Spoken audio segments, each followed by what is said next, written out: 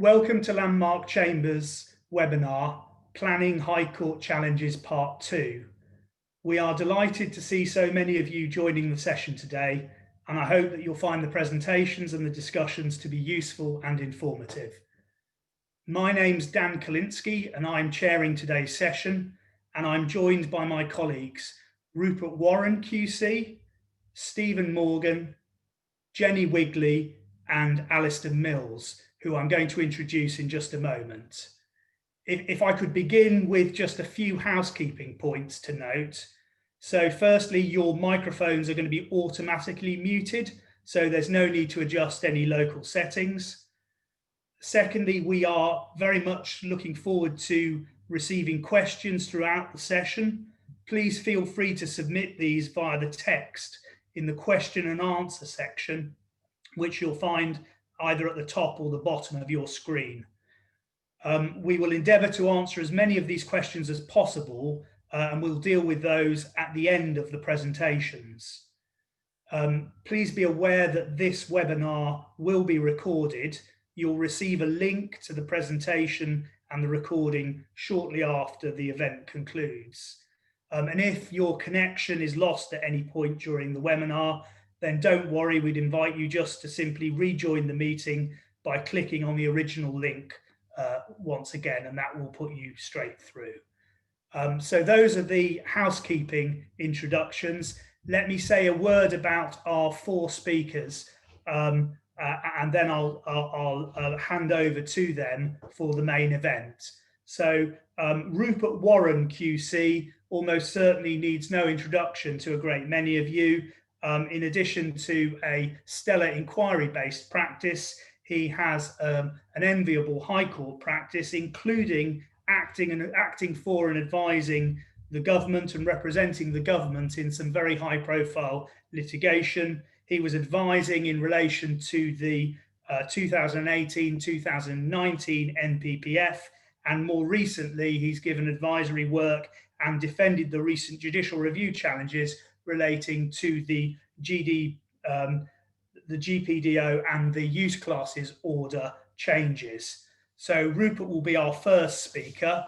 We're also going to hear from Stephen Morgan. Stephen's going to be talking about development plan challenges review of the year. Stephen specialises in planning and related matters and has got extensive experience across a wide range of development practice matters.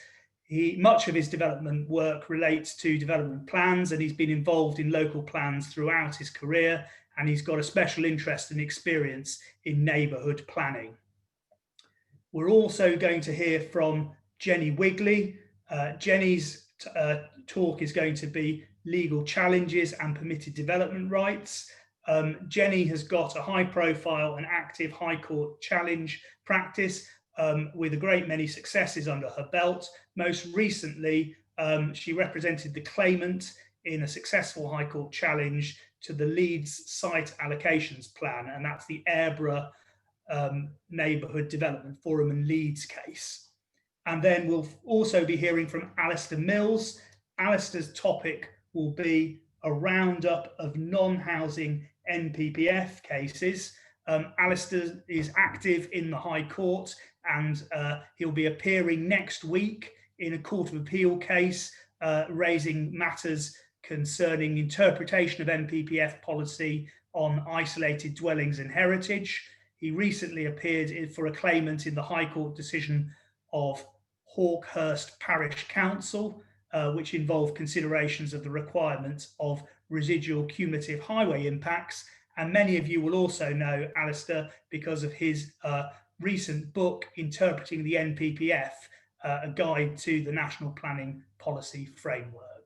So those are our speakers. There will be time at the end for questions, but without further ado, I'm going to hand over to Rupert, who's going to deal with latest cases on housing need and the tilted balance. Rupert.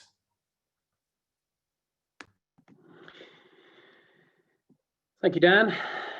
Let me add my welcome to you and also my endorsement of Alistair's book. I often look at it to find out what it was that we intended to say, and in fact what we've ended up writing in the framework. Yeah, highly recommended to you. I'm going to talk to you about housing land supply and tilted balance issues. And a lot of these cases in 2020, unsurprisingly, are cases of a maturing NPPF system, grappling with issues to do with changeovers between successive versions of the framework, which are very useful for understanding because of the changes that are doubtless still to come. And they also include some important cases about basic interpretation of the framework that we have at the moment in paragraph 11, Peel and Gladman.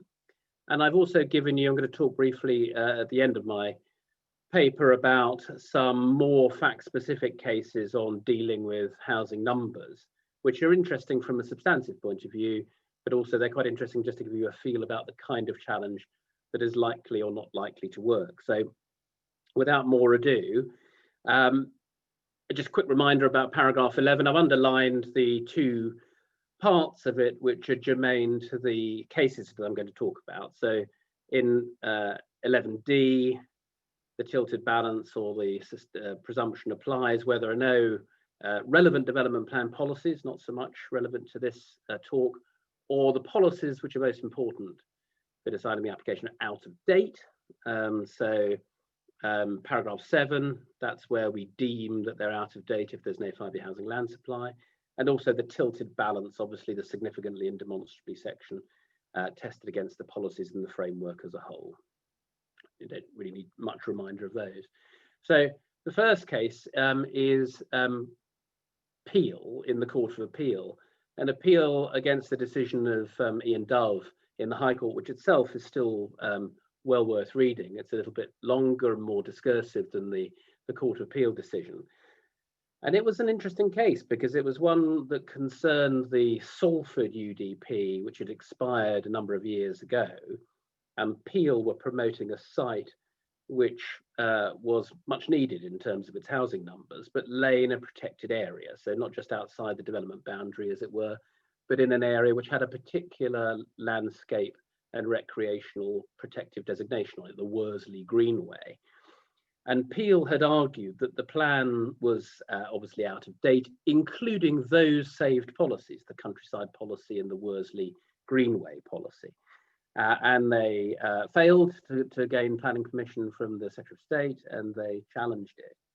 And they argued a couple of quite important points of principle. The first is that in terms of whether a plan policy is out of date, one needs to look at the legislative context for the NPPF in respect of which it arose, and look at the regulations to see whether one should automatically decide, in a particular case, that a policy was out of date because the plan of which it formed a part had expired. So whether one should automatically deem that a policy was out of date because of the expiry of the plan. And its case was partly built on a comment by Lord Carnwath in the Hopkins-Holmes case at paragraph 63, where he said, in a way that many of you won't be surprised to hear, on any view, he said, that was a case of a Cheshire plan, the current statutory development plan was out of date in that its period extended only to 2011, which had long passed by the decision in Hopkins-Holmes. So on any view, out of date in that its period had expired. And so Peel argued that that was an important dictum by Lord Carnwath, and it also went with the statutory provisions to indicate that where the plan of which a policy saved formed a part had expired, then automatically it must be out of date. Questions of weight in the tilted balance obviously were for the later stage, but in terms of getting across the threshold of the policy being out of date, that was, they argued, enough. And they also were faced with a situation which is by no means uncommon, is it? A restraint policy saved in a plan that has been shorn completely of its strategic housing and locational policies. So all the strategic policies in the Salford UDP adopted in 2006, I seem to remember, had long gone, and they, Peel argued, were inevitably the counterpart of these restraint policies, and they also, having disappeared, indicated that the restraint policies were out of date. The court, as had Mr. Justice Dove below, rejected both of those points. And it's interesting to see what they said, not because the case is going any further, because it's not being appealed to the Supreme Court, but because of what's left still to argue about in this area, potentially quite a lot. So the reasoning of the court was as follows. They said that the framework, when you look at its wording, itself doesn't suggest that time expiry of a plan means that the policies are out of date. They looked at the legislation pretty briefly and said that the regulations were prospective and they weren't determinative of the interpretation of paragraph 11. And when you think about that point, it was regulation 5.1a of the local plan regulations 2012. And of course, they say that the plan should contain policies for the development of use of land during a specified period, rather than as it were before or after that period. So there was something to be argued there, but they rejected that that was determinative of the outcome. And they also agreed with Duncan Ouseley in the Paul Newman New Homes case, which I'm giving you the citation for there.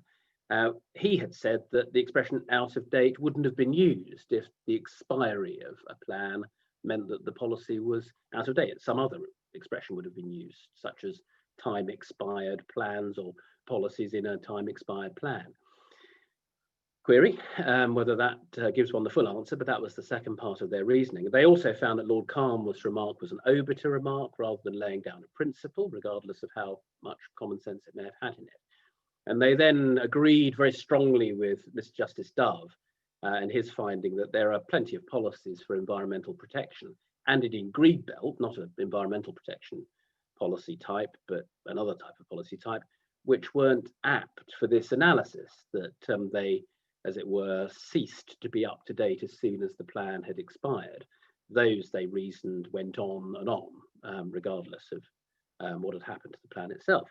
And they also rejected the argument that Peel advanced that the Secretary of State hadn't conflated in the decision letter questions of consistency between the policies and the NPPF, the paragraph 213 point in the framework. And they said, no, the inspector and the Secretary of State had dealt with those properly. So in sum, they decided that it didn't follow from the expiry of the plan or the legislation that a policy that was in a time expired plan was itself, quotes, out of date for paragraph 11 of the framework. But the question arises whether that is a planning judgment that could still be reached in particular cases. For instance, if the plan was very old, St Albans, for instance, an example that comes to mind, or there is something else about the plan which indicates that it was really only in hearing and only powerful over a particular period, and that period had ceased. So potentially still room for argument on the cases. The second case I'd like to talk about is a case, one of the many, but according to their publicity, I think maybe the last of the recent suite of Gladman cases that's been to the court. And it's an interesting one because certainly somebody who was involved in advising and so on the drafting of the policy, it seemed to me that this was a point that was ripe for discussion at least. And Gladman had lost an appeal and they had seen that in the 11D2 balance, the tilted balance, the inspector had taken into account the degree to which the scheme accorded or otherwise with development plan policies and dealt with the weight within the tilted balance itself. And they argued that that was an error because within the tilted balance, if you look at what the footnote says, one should only be judging it according to the policies in the framework. And if you took into account development plan policies, then you were conflating two things and double counting, if you like. And they pointed in their argument to the fact that the wording of the framework had changed after Hopkins Homes to make it clear in one part of the framework, footnotes to 11D, that only framework policies were relevant. And they said that that was double counting. So there is a case that Mr. Justice Holgate decided last year, which sets a great scheme of how one approaches 11D. This built on it, Monkhill, but this built on it, but doesn't overlap with it. So it's quite useful to read the two together, Monkhill first and then this particular Gladman case. Now, what the court decided was that it wasn't right for a number of reasons to exclude from the exercise that you're doing when you carry out the tilted balance any questions to do with the development plan, the meaning of the policies, their weight, and the degree of compliance or otherwise with those policies. Interestingly, for future iterations of the framework, there's got a strong point made by the court about continuity of decisions by the court in relation to the meaning of the framework, unless it's very clear on its face or in relation to some of the surrounding information that the government is changing a particular meaning or the context of a particular expression, then the court will assume that the same words in the earlier versions of the framework also mean the same thing, and cited Crane. Now, what they decided was that in 11D2, you need to look at development plan policies.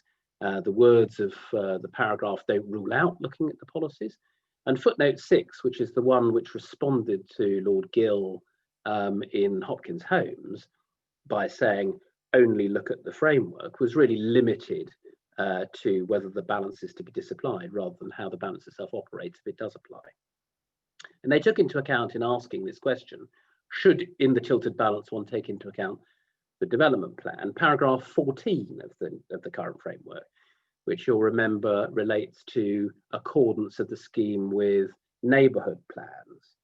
And obviously the neighbourhood plan, if it's made, is part of the development plan. And so the court reasoned, well, it must follow that the framework read as a whole doesn't mean you should exclude development plan policies from the tilted balance. Seems a fair conclusion to reach. The purpose of paragraph 11 and the framework in general, it was found, what wasn't inconsistent with the reading that the court wanted. Gladman argued very strongly, the framework and the tilted balance is really aimed at generating planning permissions where the development plan is not working, is broken, I think was the way that it was put in submissions on behalf of Gladman. And the court said, well, that doesn't really follow, because there may be, if you are taking into account development plan policies when doing the tilted balance, policies which weigh in favour of the grants of permission, affordable housing policies, jobs, and economic policies, just as much as policies like restraint, like the Worsley, Greenway and Peel, that may weigh against you. And so they took that into account as well. Now, what it means, of course, is that one is back with the complexity of undertaking a full exercise, including looking at the plan policies within the tilted balance, and then asking oneself as a next stage, well, what about section 38.6? Are you in accordance with the development plan and then the framework as a material consideration? But the court also dealt with an argument that there had to be a kind of staged process, and really backed well away. It was in one of its more reticent modes in this case, the court, from laying down any rules about how decision makers at any level should do this exercise. If you did it in stages, it might be fine. If you did it all in one, as long as it was clear, it would also be fine. So it's an interesting case about a point that I think if you put this to the drafters of the policy when it was going through in 2018, might not necessarily have been the view that they themselves, or some of them anyway, took. Now I turn to Wayne Holmes, and this was an interesting point because it's one of the important leading cases now on the new approach, the standard method. So the 2018, 2019, and one anticipates the future approach to housing numbers. And Wayne Holmes, it's a complicated case. Obviously, lots of these cases are very fact specific, but I've just tried to take out for you as clearly as possible a point that is of more general application. Wayne Holmes argued that the inspector had erred by finding that the standard method was the basis for assessing housing land supply requirement, and then the inspector had failed to find that if you took the standard methodology approach across the HR, across the housing market area, that it would have radical effects on the distribution of housing and indeed make certain policies, safeguarding policies and restraint policies, out of date. So it was a point about the internal consistency, if you like, of the inspector's decision. And such was the force of that the Secretary of State in this case had actually already indicated that he wasn't going to defend the decision. But the authority, hoping for marginal gains, perhaps even in the face of what looked like a difficult situation, nonetheless maintained a defence. And they, to be fair, they did achieve some goals. However, the main point was still decided against them. And it was an important part in the inspector's evaluation that where there was a more than 5-year-old plan, if you think about paragraph 73 of the framework, you need to ask yourself whether that has been reviewed and found, like in the Reigate and Banstead case that some of you may know, situation from last year, and found not to need updating and not to be out of date. If it's not been reviewed at all and it's more than 5 years old, obviously the framework says that one has to apply the standard method in arriving at what the housing requirement is. And that's what, on a complicated set of facts, the inspector decided here.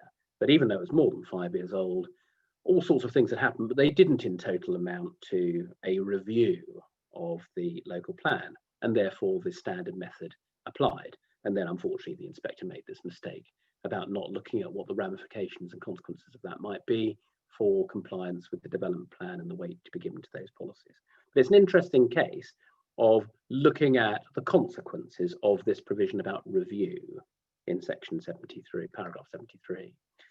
So it is highly specific. And I've mentioned Reigate and Banstead, and you know that authorities can self-certify, if you like, under that paragraph.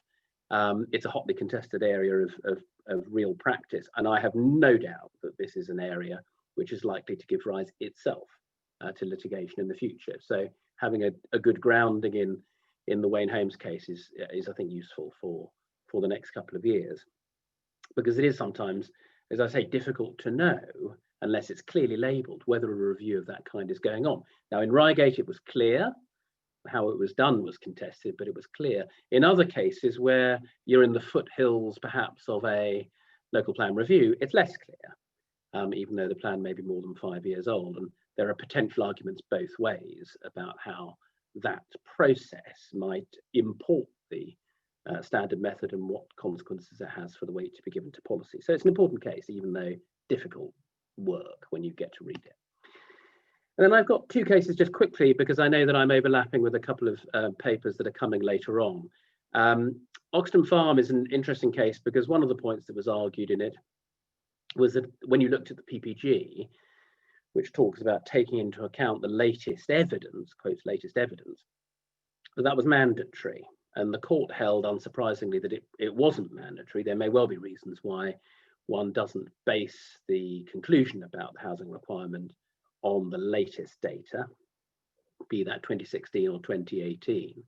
And in that case, the emerging plan didn't in fact use the standard method, but had, as part of the local plan process, justified another approach. And so in the grant of permission, because this was a judicial review, the officers had looked at that and taken that into account.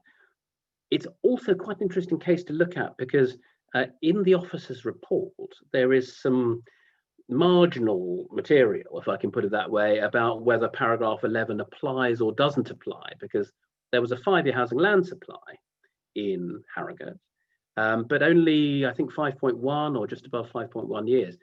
And the officers, being realistic about it, said that in those circumstances, the paragraph 11 tests and policy couldn't be ignored. And unsurprisingly, the challenger made play with that and argued that there'd been a fatal misunderstanding or an application of paragraph 11 when, strictly speaking, it didn't apply. And again, I think it repays 20 minutes read Oxton Farm for local planning authority officers and for those who are dealing with marginal cases where housing land supplies is wafer thin, if you like. And then the final case I'd like to draw to your attention briefly is Keep Bourne End Green, which I know we're going to hear about in a moment in more detail, a local plan challenge. And in that case, it's another decision by Mr. Justice Holgate, I think, where the court is very reticent to play the game, if you like, of the challenger and to look at or to define things that aren't really susceptible of legal analysis in a legal way. So here it was the way that the technical consultation by the government and responses to it were characterised. And the court decided very firmly that it wasn't going to have any truck with any argument, that it should interpret those and as only having one meaning, a little bit like one does with policy after Tesco and Dundee. It wasn't going to do that. and that even though it was clear that the government thought that the 2016 data, the one that gives the lower figures, was problematic for local plan making, one could go no further than that in hard-edged decisions about interpretation. An interesting case. So by way of summary, there have been a number of cases. I think those are the four most interesting cases of the last few months in 2020.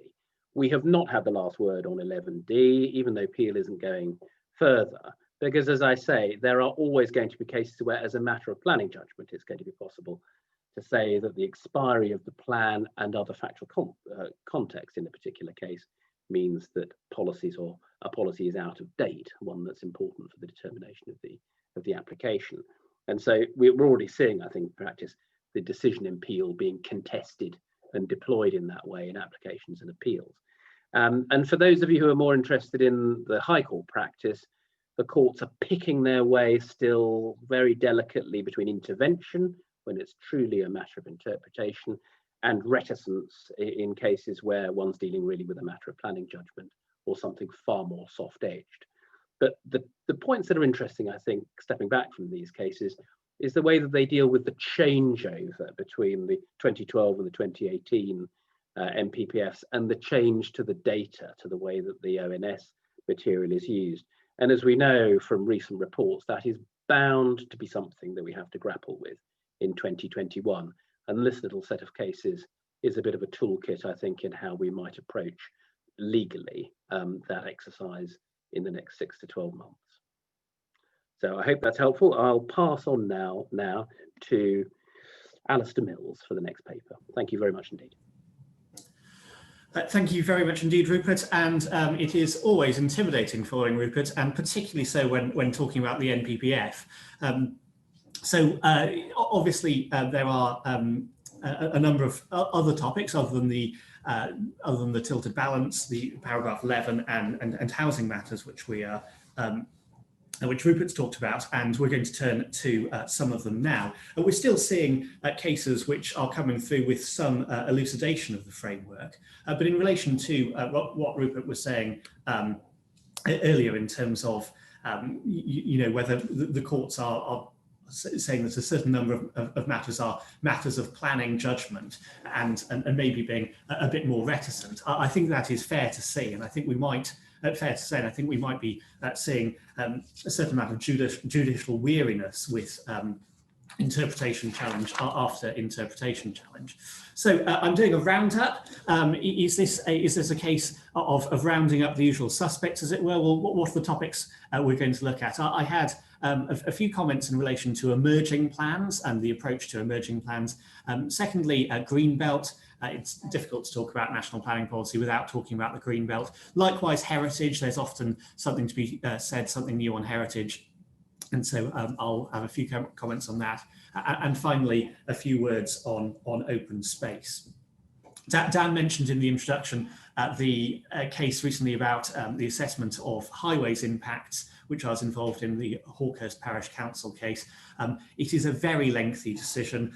I lost, and I'm not going to be going into that in the course of this afternoon. But in some ways, there are interesting comments in relation to the level of evidence which may be required in order to reach a conclusion on housing impact.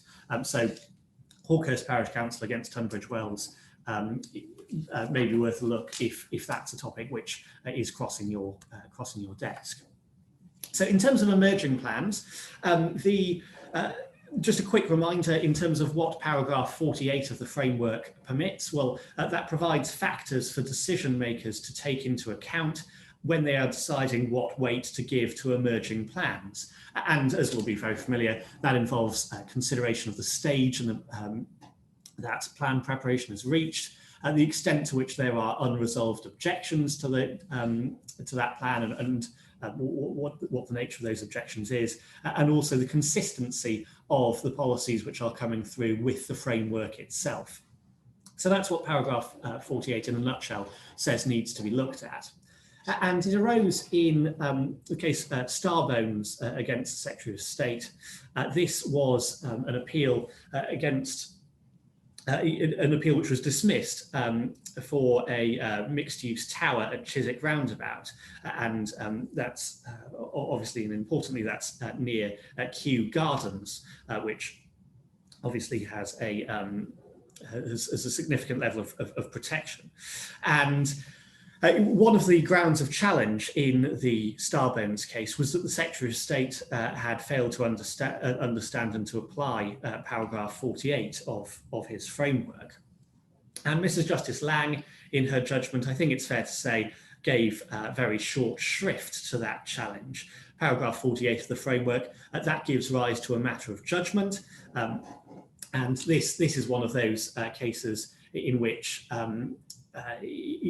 this was a matter of judgment with which the court wasn't wanting to interfere. So maybe one of those reticence cases which Rupert was talking about earlier.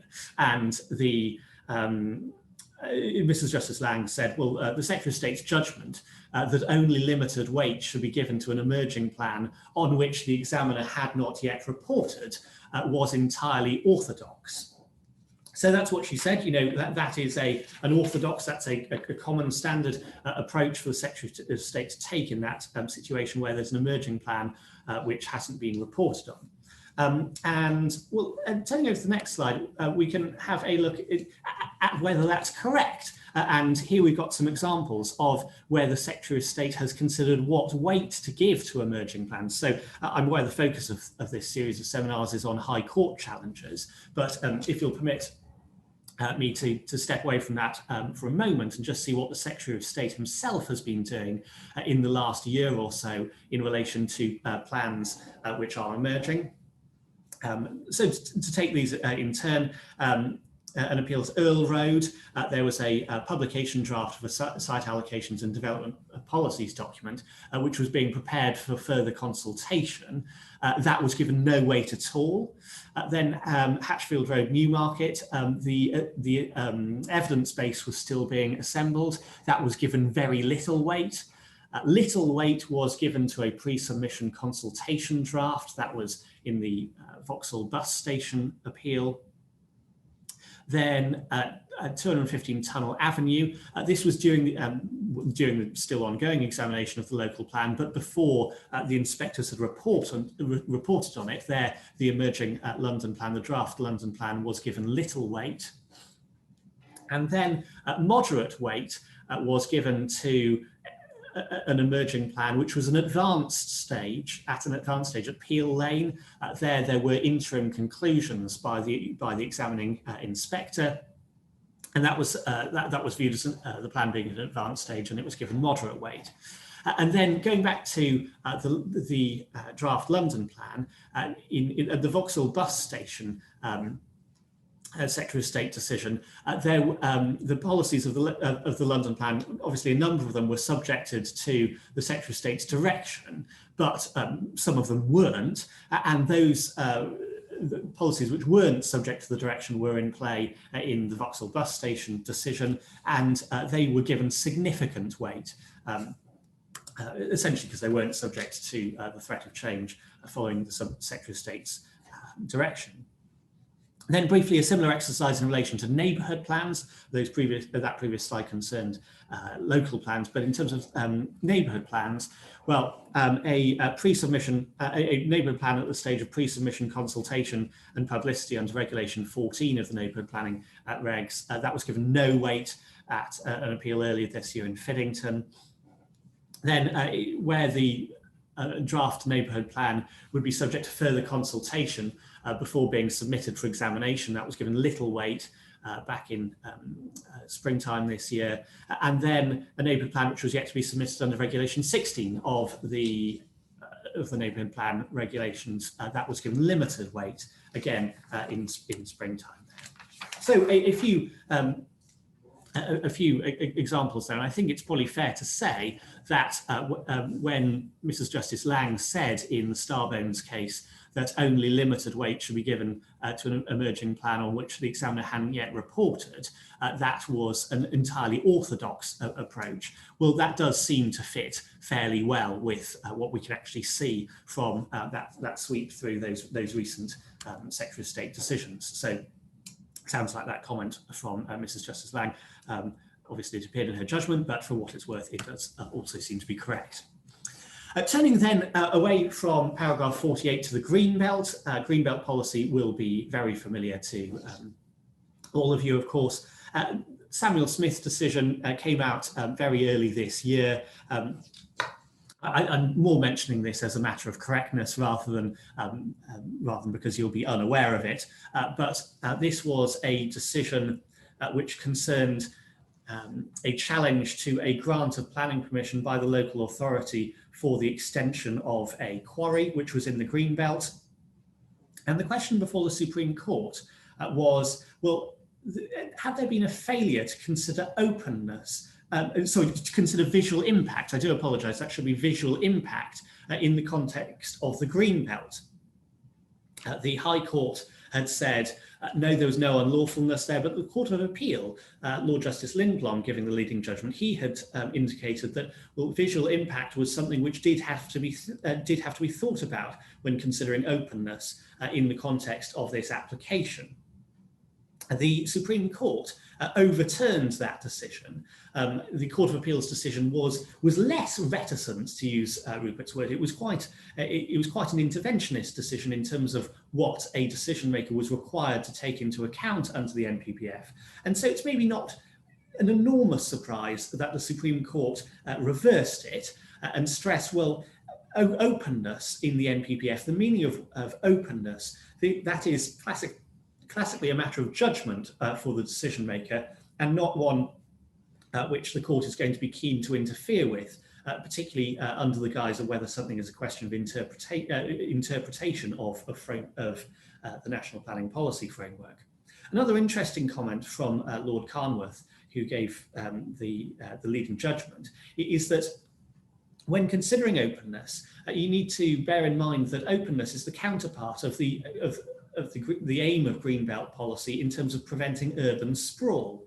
And it might be said that the extension of a quarry in the Greenbelt, that isn't something which really relates to urban sprawl in the same way as, you know, further housing development on the edge of an existing settlement and maybe in a gap between two settlements, that might cause more concern in terms of urban sprawl. The extension of a quarry isn't classically a matter of urban sprawl in anything like the same way. So a quick reminder of the well-known Samuel Smith Supreme Court decision.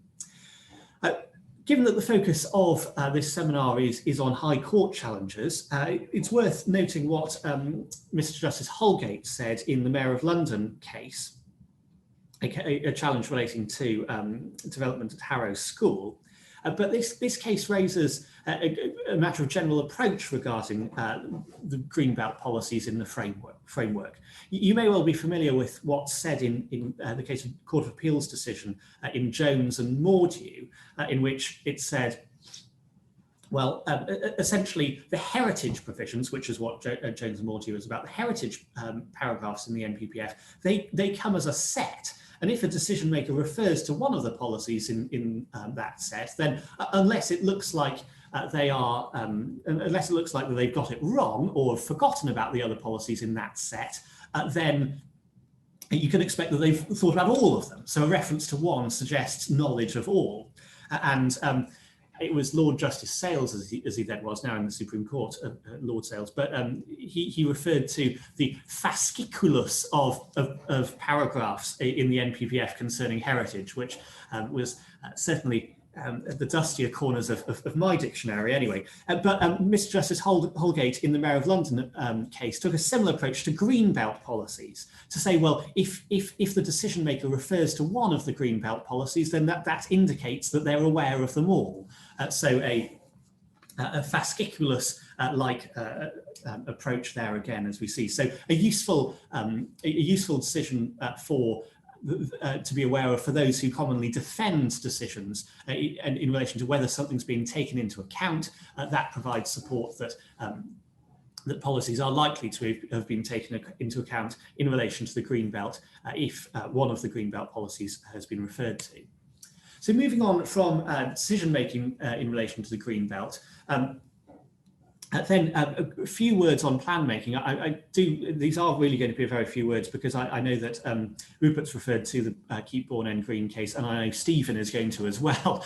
So I won't say too much more about it. But just in relation to exceptional circumstances for the purposes of greenbelt boundary changes in the course of local plan reviews and local plan making, it's worth being aware of again what Mr. Justice Holgate said in that case, that whilst identifying housing need can't be assumed to be an exceptional circumstance, that doesn't mean that it is incapable of being one. So again, it's a matter of judgment. Saying there's housing need, that it can be an exceptional circumstance, but it doesn't have to be. It comes down to judgment. And again, that's part of the theme I think we can see of the High Court wishing to preserve the judgment of decision makers. And next, again, I won't say very much about the Airborough case because I know Stephen's going into it in a certain amount of depth. But this was very impressive victory by Jenny, which Stephen mentioned, which Dan mentioned towards the start of this session. But it's worth being aware of in that it was a successful challenge in relation to exceptionality and greenbelt release, but it does really turn on the facts of the case and some fairly detailed failures which had emerged in the course of that local plan making process. So I won't go into the facts of that anymore at this stage, but if you do have an exceptionality challenge where it looks like something's gone wrong on the facts, then it's probably worth being aware of that. Quickly then, in relation to heritage, 3 cases here. The City and Country Bramshill case, one of the things it was argued was that a decision maker under paragraph 193 of the framework regarding great weight to be given to heritage matters, you have to carry out an internal heritage balance to find out whether all in all, the proposed development would be a good thing or a bad thing in heritage terms. That is something you have to do before, say, going on to the paragraph 196 exercise to see whether heritage harm is outweighed. Before you get to that stage, you have to say whether overall the proposal is helpful or harmful in heritage terms. That was what was suggested by the claimant in City and Country Bramshill. That was rejected by Mr. Justice Waxman, and he said, well, you're relying on the Court of Appeal's decision in Palmer and Herefordshire. That was the decision which the claimant primarily relied upon to make out this point. But the judge said, well, Palmer and Herefordshire was a case about a local plan policy, and here we're talking about the NPPF, and so that context is different. And indeed, the judge said that to carry out an internal heritage balance before, under paragraph 193, that might even constitute an error. That might be getting it wrong rather than something you have to do. Anyway, that's a case of watch this space in relation to City and Country Bramshill. That's in the Court of Appeal next week. I'm being led by Guy Williams of Landmark for the Secretary of State in that case next week. So we'll have to see how we get on and what the Court of Appeal says in relation to that. The case of Kay, here there was an extension to the south of an existing extension to a listed building and other reconfiguration works which were being considered. There was an appeal to the inspector after refusal by the local planning authority. And the question arose, well, how do you approach matters where there are harms and benefits in relation to heritage assets? The inspector had considered that there would be some positive benefits of the proposal in heritage terms, but then he held that when he undertook the paragraph 196 balance, he held that there were no public benefits of the scheme. And Mr. Justice Dove found that that had gone wrong, whether that was because of failure to take into account a material consideration or misinterpretation of paragraph 196 or misinterpretation of what public benefits means. That had to be wrong, because once you find there's benefits in heritage terms, that has to be a public benefit which is capable of carrying some weight in the paragraph 196 balance. Very quickly, because I'm aware I'm getting low on time, Spitfire Bespoke Homes. This was a case concerning a non-designated heritage asset and being removed from the conservation area. Now, it's not actually about paragraph 197 so much and non-designated heritage assets, more about section 72 and of the Listed Buildings Act. But it's worth noting that Mrs. Justice Andrews, now I think later Justice Andrews, again preserved the decision maker's judgment in this respect, and didn't seek to fetter the judgment in terms of how to exercise a judgment when considering when there are benefits of removing a building and also disbenefits. She wasn't seeking to be restrictive in that context of a non-designated heritage asset in the conservation area. Finally, on local green space, Stephen's going to come to this in a tick, but I'll just flag up in relation to local green space and the green belt. The Court of Appeal noted that the policy tests for development within local green space are as restrictive as the green belt, but that doesn't mean there's no development permitted at all, which was what the proposed neighbourhood plan policy said. That was more restrictive than green belt policy, therefore, and there wasn't any reason given for that. I know Stephen might mention this in due course. But in terms of the designation requirements for local green spaces, they are less stringent than for the green belt, particularly in relation to the endurability of local green space, as compared to what needs to be demonstrated for the green belt. So that's more than enough from me. I'm now going to pass over to Stephen, who's talking about development plan challenges. Thank you, Alistair, and thank you, Rupert. I'm dealing with and highlighting some key points from development challenge High Court and Court of Appeal decisions during 2020. Just before I do so, can I just quickly put it into context, because you will have all heard of the reforms proposed to the development plan system, but as part of the wider reforms, including the introduction of zoning. But of course, the current plan system remains highly relevant. And from comments made recently, this could be indeed the case for some time. And the development plan is, of course, at the heart of the planning system, as development management decisions are based on it. And the importance, therefore, the nature and scope of any right to review the lawfulness of such plans and court decisions is apparent. Now, in terms of the points I wish to highlight, in terms of my themes, as Rupert has already indicated and reminded us, I mean, the development plan in this context consisting of local plans and neighbourhood plans.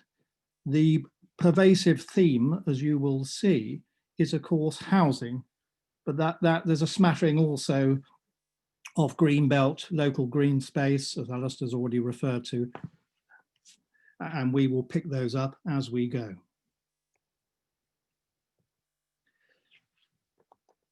Forgive me. The first matter is the case we've already referred to, the Aireborough Neighbourhood Development Forum case, which Jenny appeared and Alistair has referred to just now.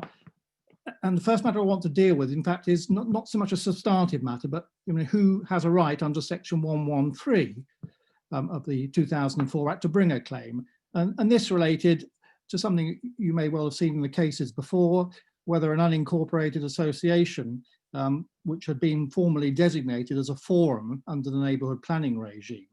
But at the time of the claim, that had expired, its renewal was pending, and the forum sought to challenge the council's decision to adopt a site allocation plan, but the council, as a procedural matter, contended that the forum didn't have legal capacity to bring the challenge as it was not a person aggrieved within section 113 subsection 3, and it contended alternatively, even if in principle an unincorporated association could be a person aggrieved, the forum was not such a person.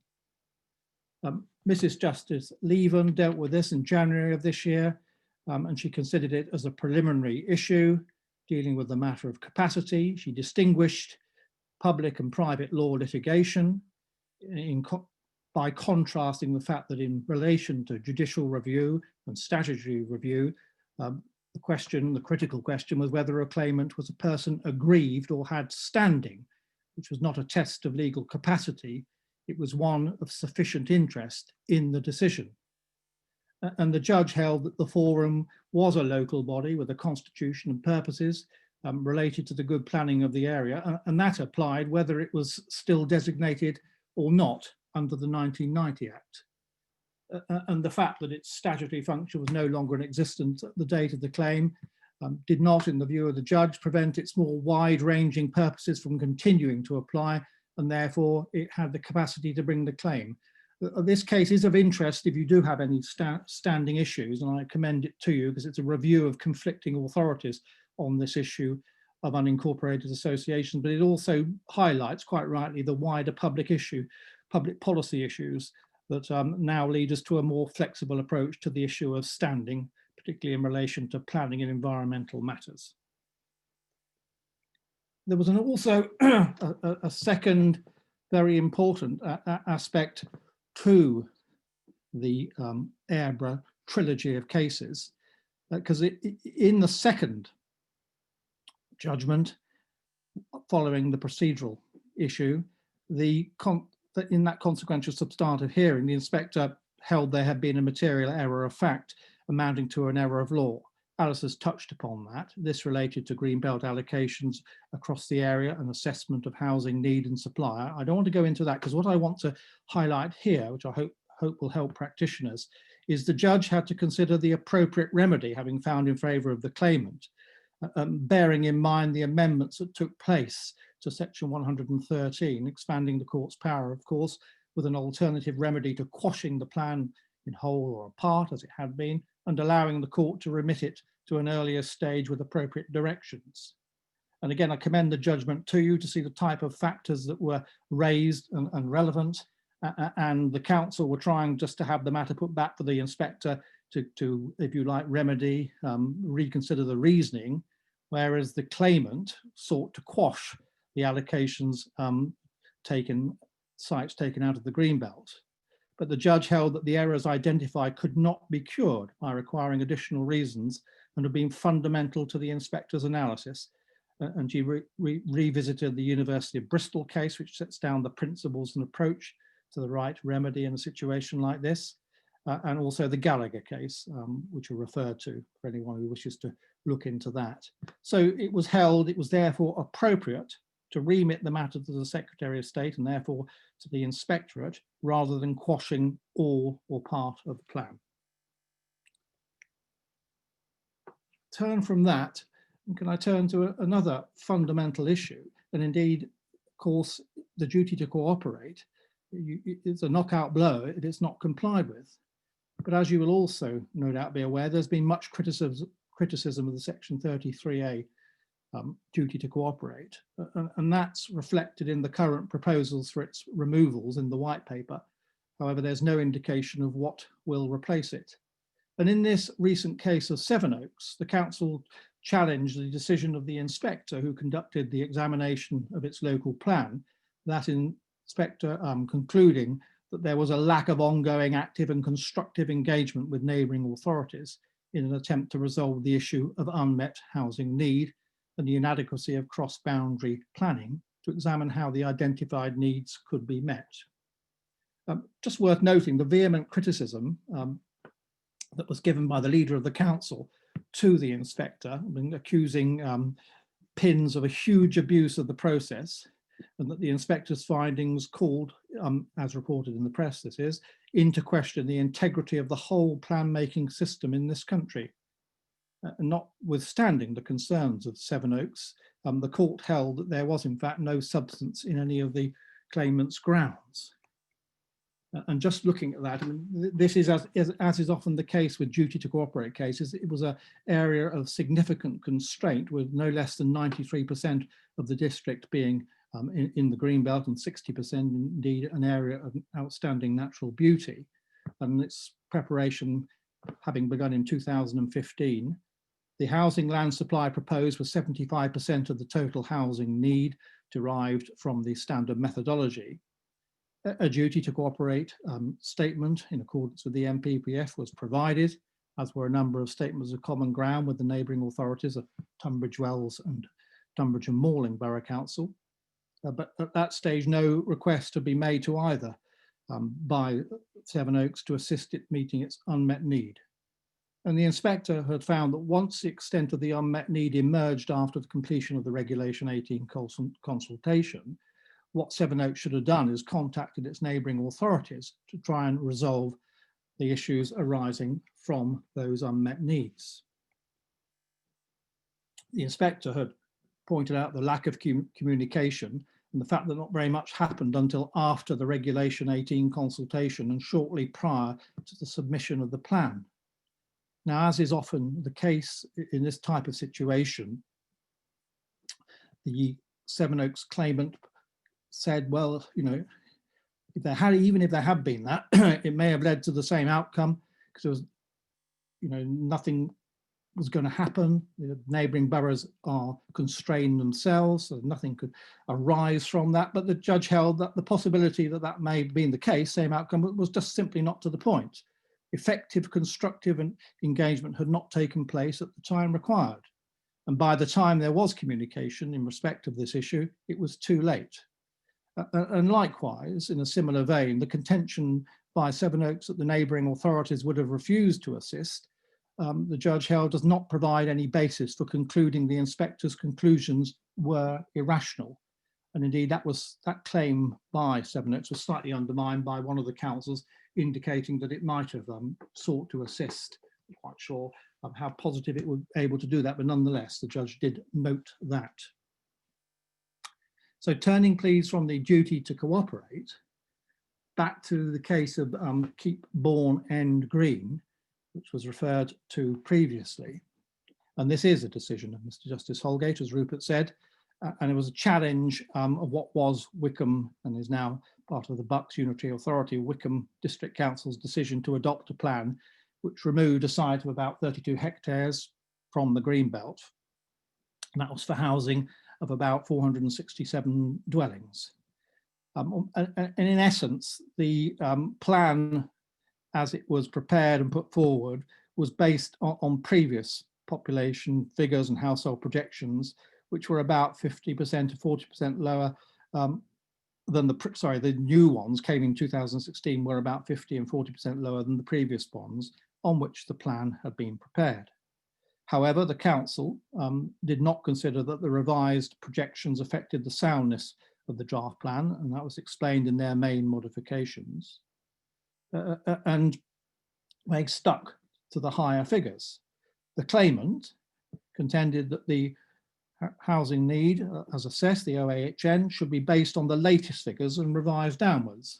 And as Rupert has indicated, that wasn't upheld by the High Court because the inspector had concluded that the projections were only the starting point for establishing a housing requirement figure, and that having regard to the importance of boosting supply of housing, it would be unjustified to revisit the plan's evidence base and delay adoption of the plan in the light of the 2016 base projections that were issued in 2018.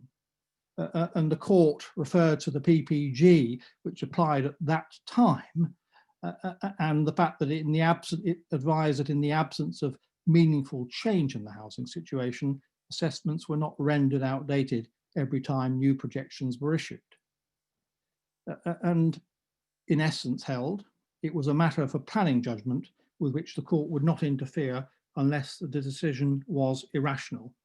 I just want to make three other matters, please, arising from that. Firstly, there's useful discussion by Mr. Justice Holgate of the approach to exceptional circumstances, justifying altering the Greenbelt boundary, and I commend those to you. There was reference there to the Airborough case where the judge distinguished the situation facts in that case. Secondly, there was also a conservation of habitats and species regulations point, and that was dealt with, in fact, in part one of these talks with Richard Turney, which you can find on our website last week. And finally, these two important practice points, if I might.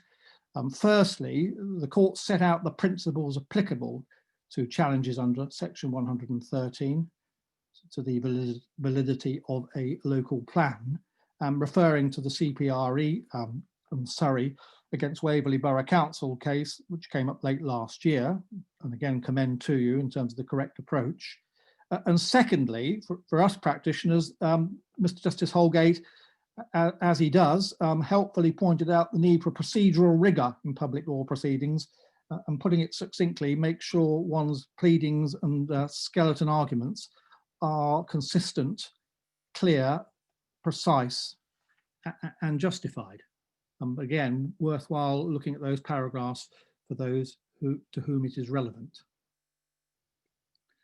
Can I move now to the second of the themes in terms of the elements of the development plan, and that is neighbourhood plans, and dealing firstly with the case of Wilbur developments and the application of the basic conditions, because of course it's not soundness for neighbourhood plans, it's basic conditions which one has to have regard to, or the examiner has to have regard to. And in this case, the developer sought judicial review of the authority's decision to accept an examiner's report into the plan and to proceed onwards to the referendum. And the issue related to strategic and local gaps. And there was a policy HK6 of the consultation draft, which stated there shouldn't be coalescence, physical or visual, between two villages. And this is in the north of Hampshire, and we're talking about the Hook Neighbourhood Development Plan. And also within that plan was policy HK7, which specified development mustn't impact on certain views from one village to the other. These policies covered the claimant's site, or one of the claimant's sites, for which in fact planning permission had previously been refused and was of course not allocated in the neighbourhood plan.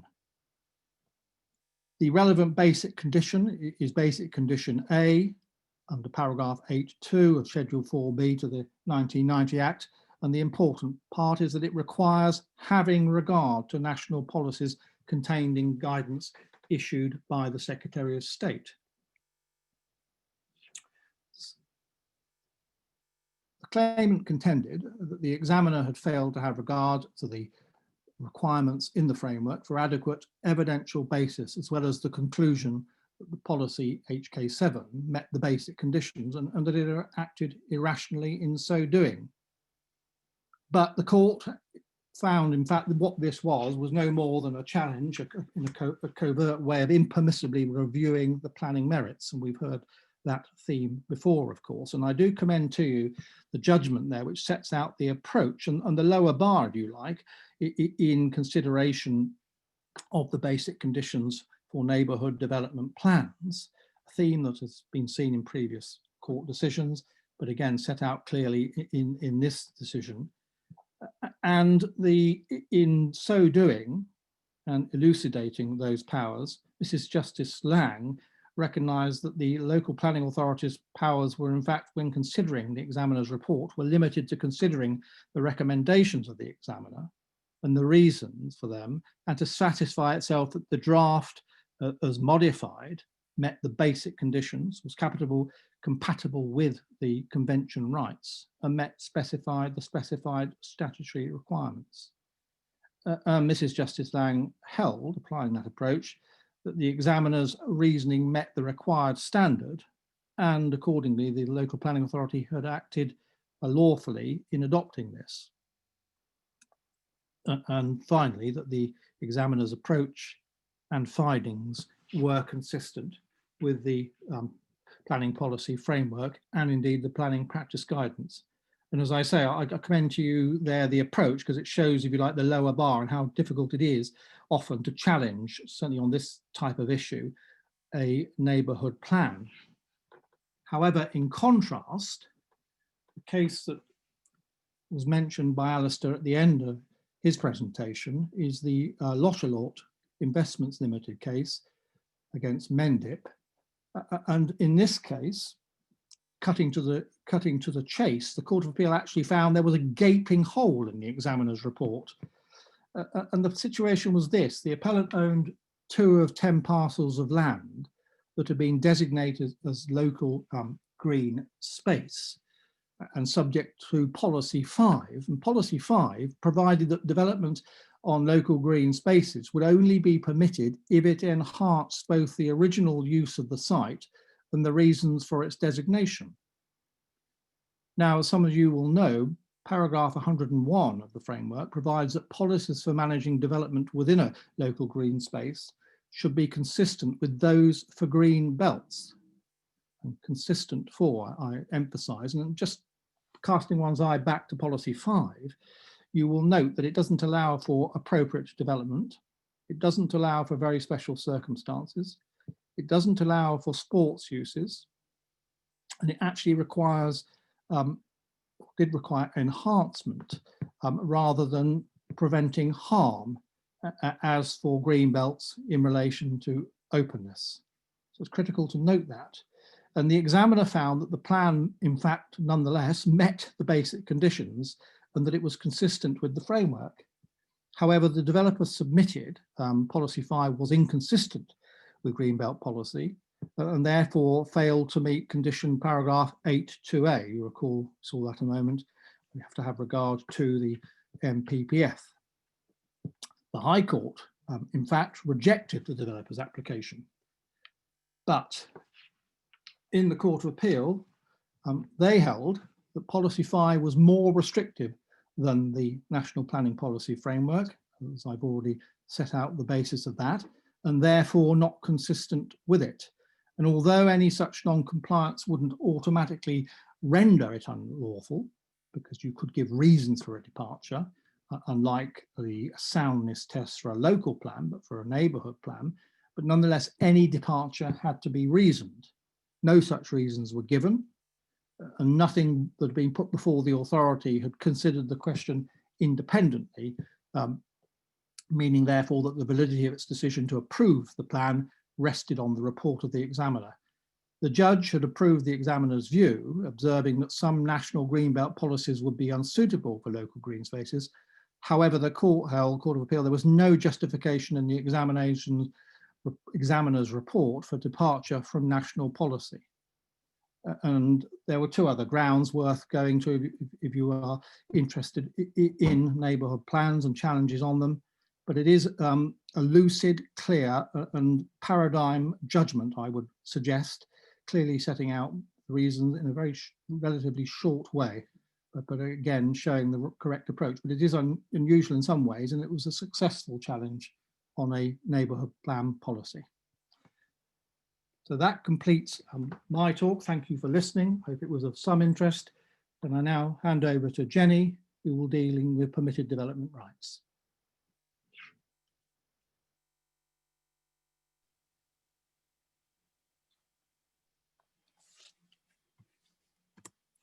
Good afternoon, everyone, and thank you for staying this far on a Monday afternoon.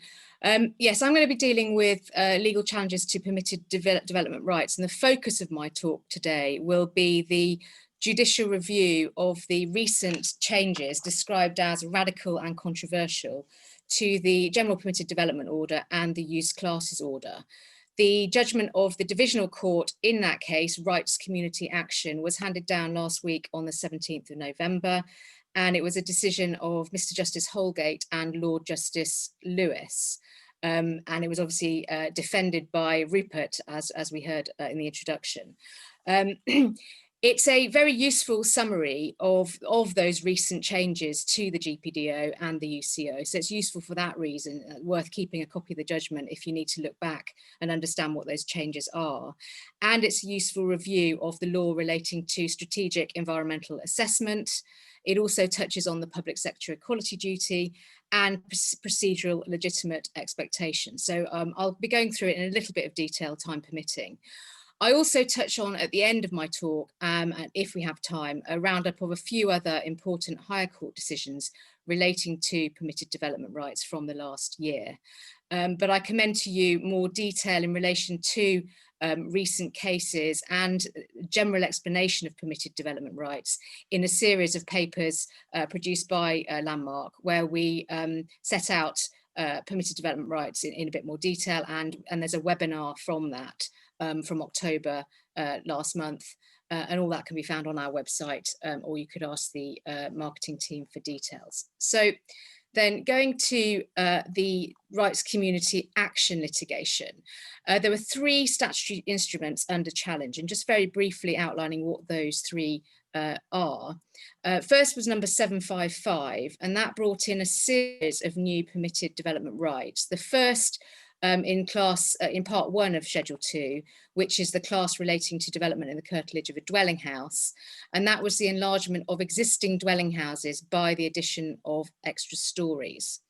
And then in addition to that, there were new classes, 4 new classes added to Part 20 of Schedule 2, which itself was only brought in this year. And they included rights to create new dwelling houses or flats, basically, by additional stories on top of either existing commercial buildings, and in that category, office, retail, laundrettes, payday loan shops, or on top of existing dwelling houses, and different height limits related depending on whether the existing building is detached or terraced. It's, as I said before, Part 20 itself was only brought in earlier this year, and a new Class A relating to Part 20 was new dwelling houses on top of detached blocks of flats. But that additional PD right was not under challenge in this litigation. So that was the first SI. The second SI under challenge, 756, brought in new class ZA to Part 20, and that's a right to demolish an existing detached building with either B1 use rights or a single block of flats, and replace it by either a new single dwelling house or a new single purpose built block of flats. And a number of conditions relating to that, as you'd expect, has to be within the same footprint as the existing building, and that footprint mustn't exceed 1,000 square meters. There's height restrictions, stories restrictions, and the building has to have been vacant for at least 6 months before the demolition, and has to be at least 20 years old, so constructed prior to 1st of January 1990. So, and then the third statutory instrument under challenge is the regulations amending the Use Classes Order 1987, which has been well publicised. And as you'll know, those revoke the use classes, the well-known use classes A, the retail type ones, B1, office light industrial, and D, those were all revoked. And a lot of those were amalgamated into the new class E, commercial business and service, with some separated out into F classes and some made sui generis. So quite a radical change to the use classes order. All of those 3 statutory instruments were brought in pretty quickly in July of this year, and the procedures were gone through pretty quickly, and that again was subject to some criticism by the claimant in this litigation. So before moving on to what the grounds of challenge were, it's worth just looking at what are the sort of legal effect of those statutory instruments. Now, the first 2 obviously are orders amending the General Permitted Development Order by introducing new permitted development rights. But it's worth noting that in the case of each of those new rights, they were also subject to conditions, including the requirement to obtain prior approval. And that was on a wide range of specified matters, including all sorts of things such as transport and highway impacts, contamination, flooding, external appearance, adequate natural light, and neighbours' amenity. So still quite a lot to be approved by the local planning authority, albeit that the right to develop is a sort of deemed permitted right under the amending orders.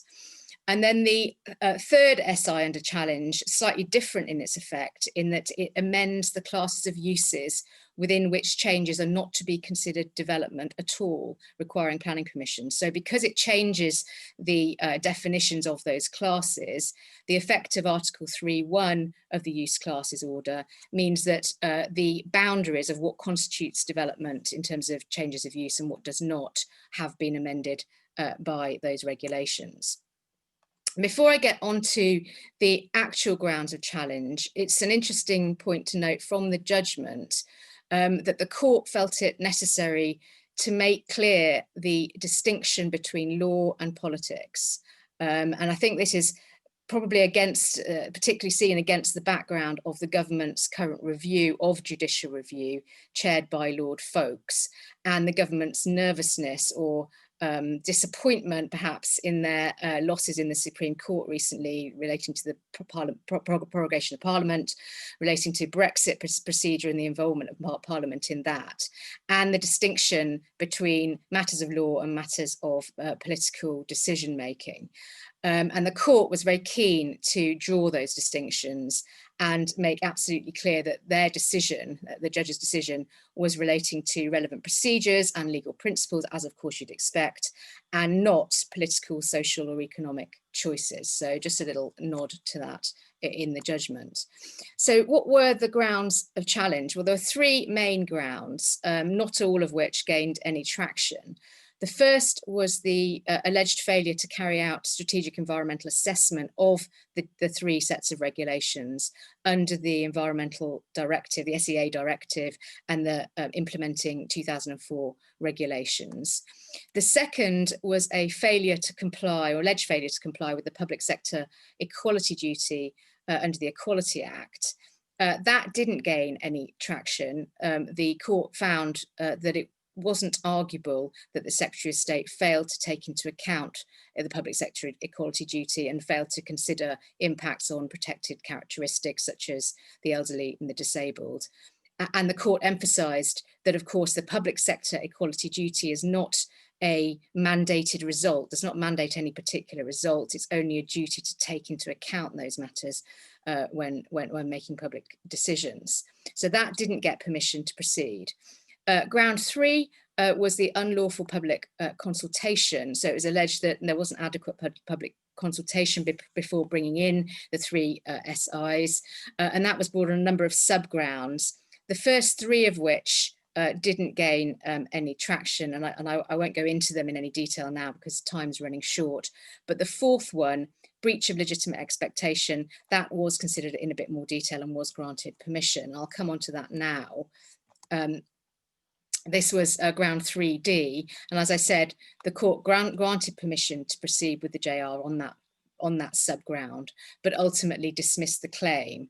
Now, there was agreement between the parties, accepted by the court, that the government had made a representation in the previous consultation that there would be further public consultation before bringing into law the plans for this new PD right in SI 756. And you recall that was the one relating to demolition of existing detached building in B1 use or existing detached blocks of flats and replacing it with a new dwelling house or a new block of flats.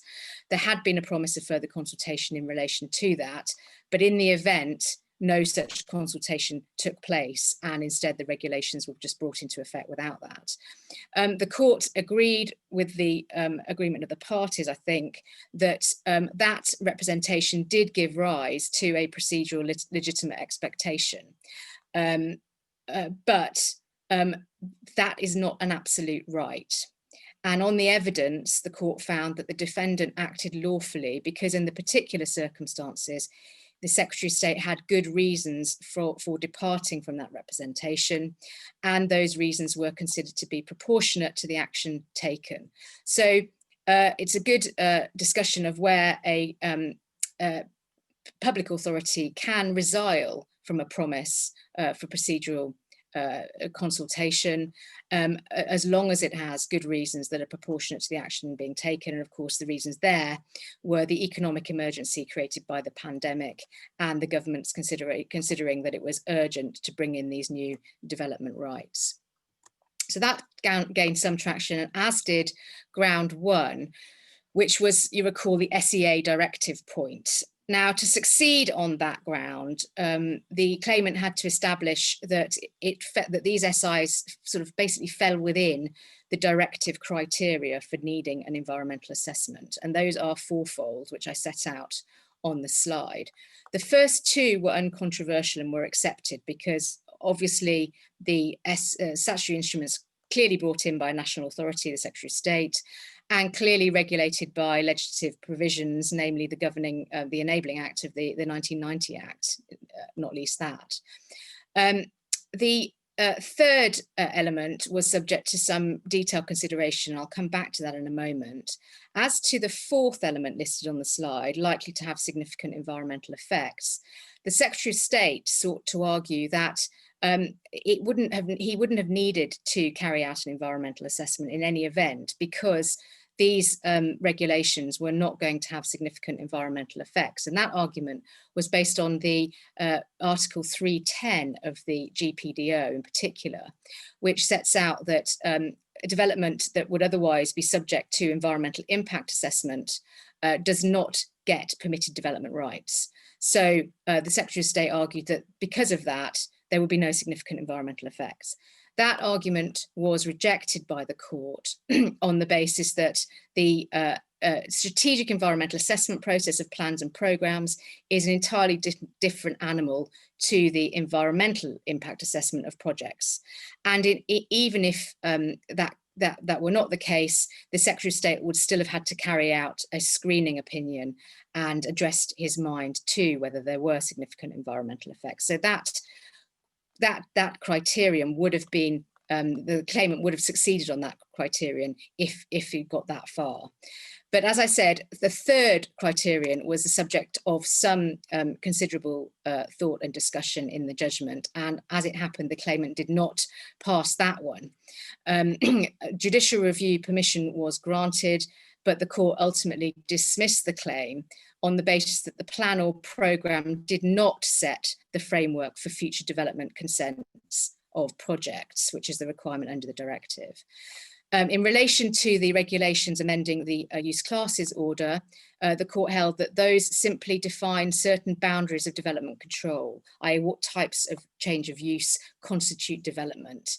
They do not set a framework for considering that development.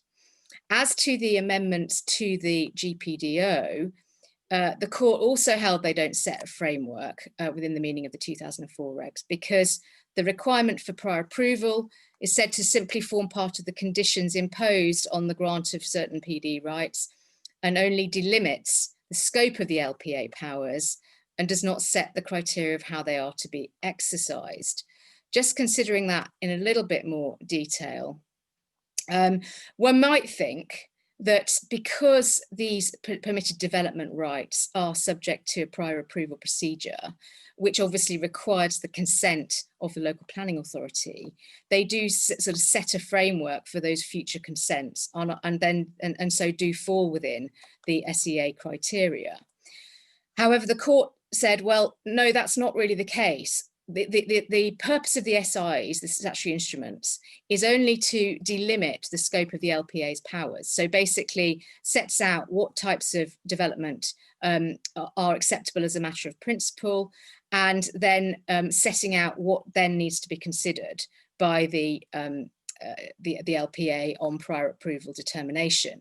What they do not do is set a criteria or a structure for how the local planning authority then goes on to consider or exercise its discretion in relation to those prior approval matters. That was the court's way of saying, well, this just simply doesn't set a pattern, doesn't set a framework for development consents. Really, it just delimits the scope of the LPA powers and so does not fall within the SEA criteria. Another point raised by the claimant was, well, surely these SIs that are under challenge do require SEA assessment, environmental assessment, because they effectively repeal or modify parts of development plans which themselves were subject to SEA assessment.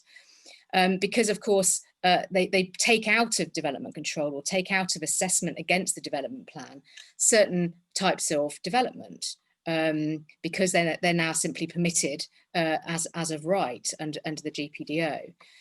The court rejected that argument, saying, no, the SIs don't have any effect on existing development plans. They're just left unaltered.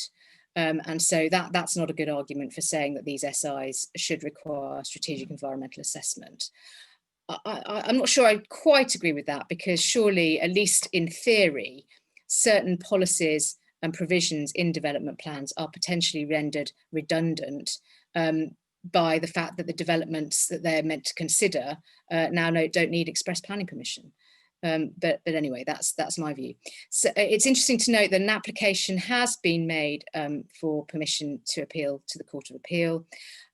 Rupert may be able to update us. I don't think that there's been any decision on that, and I think it's only in relation to ground one. So just a quick roundup of other higher court cases on permitted development rights. We haven't got much time. The first one is Gluck.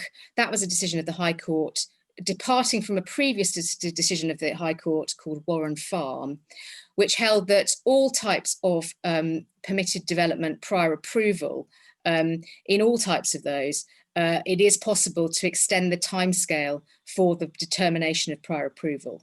So the timescale can be extended even if there's ordinarily an automatic right to proceed if the timescale is not met.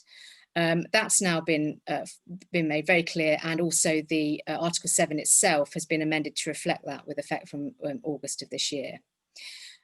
Small case McGaw against Welsh ministers, quite interesting as to how to calculate height limits for, particularly in Class E, of development in the curtilage of a dwelling house. This was a garden room in the curtilage of a dwelling house. The developer had excavated part of the site a few years before, I think, and then sought to fill in that excavation before putting his building on top, and then tried to calculate the 3 meters from the infilled land. That was held to be lawful, that the 3 meter height is to be calculated from the new ground level, although there was some reservation and caveat if that was sought to be abused by presumably building up a hill and then putting on your building.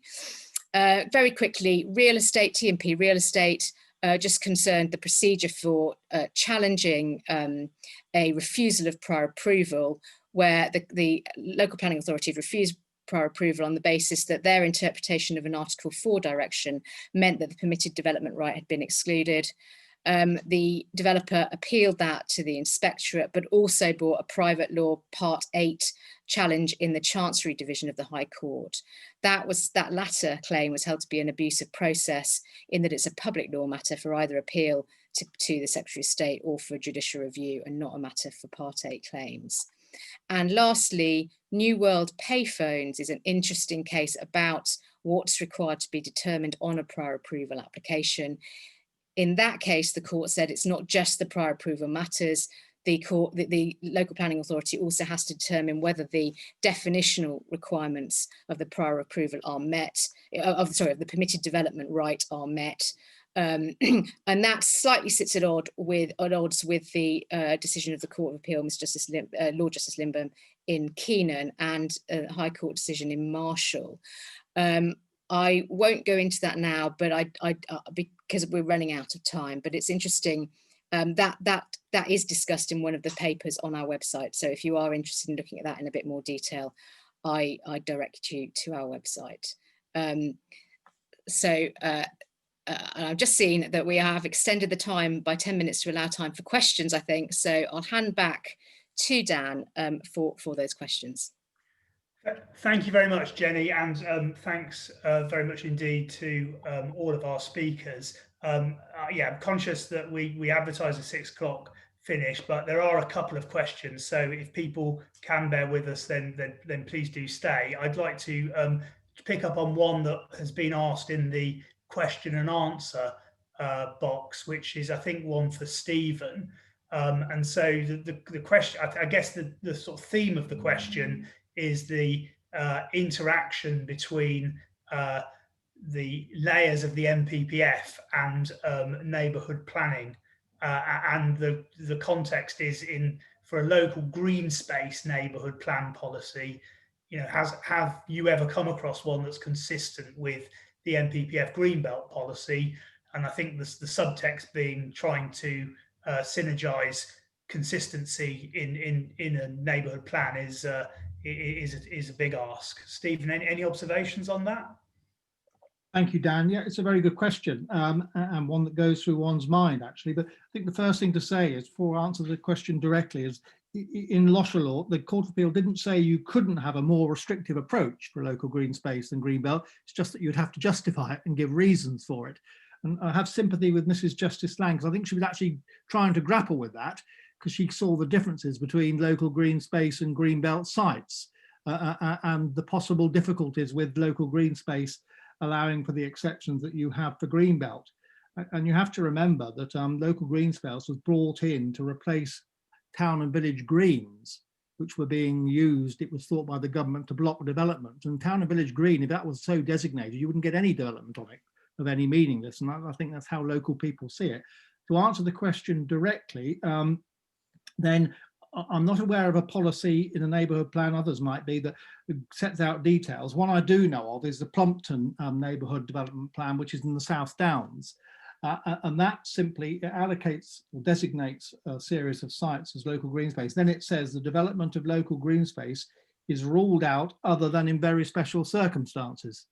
So it adopts that element of green belt policy, but it doesn't go on to articulate inappropriate or the other exceptions like sports grounds and so on, and those set out as not being inappropriate in the NPPF. Thank you, Stephen. That's a very helpful answer. And then just one further question, which I think is one for Rupert. Going back to the start and the expiration of paragraph 11 of the NPPF and the amount of litigation that has generated and the unfinished business that there is in some areas. And the question really is, can you give us any pointers as to, are there other areas in relation to paragraph 11 that you think are yet to be litigated or might come before the courts? I think, Dan, that we're going to see paragraph 11 probably change. I think that's the answer that I'd give as part of this new reform. Even though we might have a bit of toing and froing over the way that the algorithm, that the mutant algorithm works its way out in the first few months of next year, I think hand in hand with the planning reform, which we will see, I think, to some degree, will come a reworking of paragraph 11. And that case, which deals with Red Hill Aerodrome, if you remember, in the Court of Appeal, dealing with whether you can read across from the previous versions of the framework, is going to be pretty important in seeing whether any of those wash of cases that we've had on the meaning of the framework over the past couple of years will be applicable to the new wording, which is very likely to come forward. I think that's the answer that I'd give. Just to pick up on Jenny's point about appeal in rights community action, there has been an application for permission. It hasn't been determined. It is just on ground one, on the SEA point, and not on the consultation points. Thank you, Rupert. There's one further question, which is the interaction of permitted development and the EIA. So the question is, can a permitted development, part 4 Class A, assessed as part of a Schedule 2 development under the EIA regulations, but not within the red line of the application, be regarded as EIA development by association and therefore unable to take advantage of the permitted development rights? Jenny, any thoughts on that? I'm glad you asked Jenny. I was just about to say Jenny will answer that. Yeah, I'm just trying to get my head around the question. Can someone remind me what Part 4 Class A is? Well, yes. I can't remember off the top of my head what it is, but maybe that doesn't matter. I think the answer is that the Article 310 would not exclude something from being permitted development if the actual development proposed in the red line or is not EIA development. But I think under the salami slicing type case law, Bowen West and Brown, I think it is, there would be problems potentially if those two aspects, if they're two aspects of basically the same project. I think that case law would exclude you from being able to slice off one part as not being EIA development, and rather than and then benefiting from permitted development rights. I think it would have to be considered as a whole, but it really depends on the facts and how interdependent the two aspects are, and whether they form part of the same project. I think in EIA directive terms.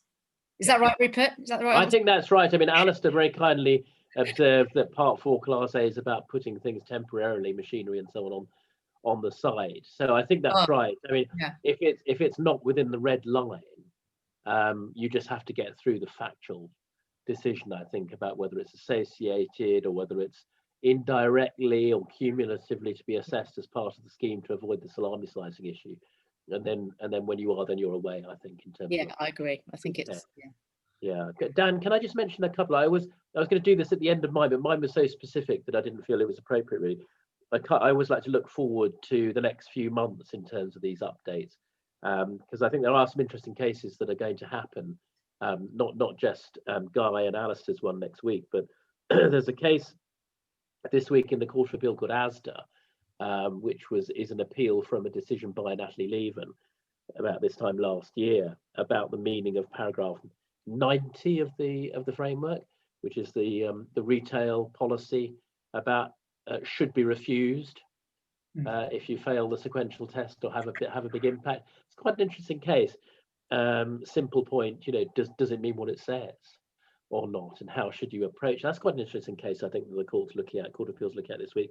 And there's also another neighbourhood plan challenge called Abbey Properties, which Mr. Justice Dove is shortly, I hope, to come out with a judgment on, which follows Loch Islet, that case that Stephen was talking about, and looks at paragraph 99 of the framework, which is about whether local green spaces are capable of enduring beyond the end of the plan period, which is obviously a Greenbelt style test. That's quite an interesting case as well. If that challenge succeeds, which obviously, being for the claimant, I fervently hope it does, it will be an interesting case about court willing to intervene in a neighbourhood plan decision, a bit like Loch Islet. So I just draw that to people's attention as well. Abbey Properties and Huntingdon, that's called. Brilliant. Thank you very much, Rupert. I think, given that we're probably right at the end of our 10-minute grace period, we'll call it a day there. It's amazing, really, how much ground the High Court challenges throws up, and how interesting some of the topics are, and how you can simplify a system all you like, but you certainly can't remove the disputes from it. And the courts will receive those disputes and approach them in perhaps different ways depending upon the force of the facts, and those tensions are apparent in some of the cases that we've heard about. So I'd like to thank very much all of you for joining us, and thank again our excellent speakers for their contributions, and we hope to see you again soon. Thanks very much indeed. Goodbye. Thank you.